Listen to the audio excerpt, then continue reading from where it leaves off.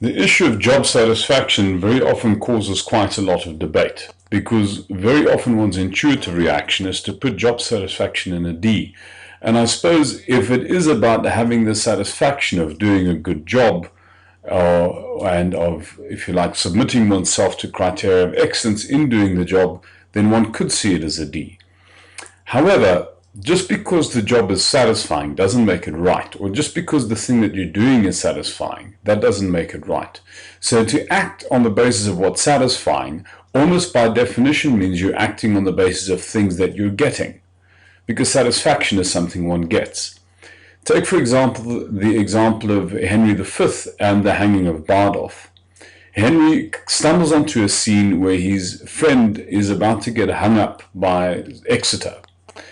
If Henry had acted for what was satisfying, then Henry would probably have intervened and stopped the execution, unless he's a very strange kind of man that one wouldn't want as your friend. In other words, just because the thing is satisfying to do doesn't make it the right thing to do.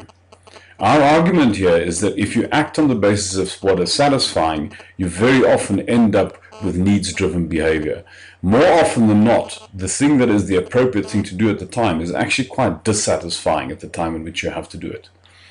So our argument is act on the basis of what's right, not on the basis of what's satisfying. The peculiar outcome of this, though, is that when one acts on the basis of what is right, satisfaction kind of looks after itself.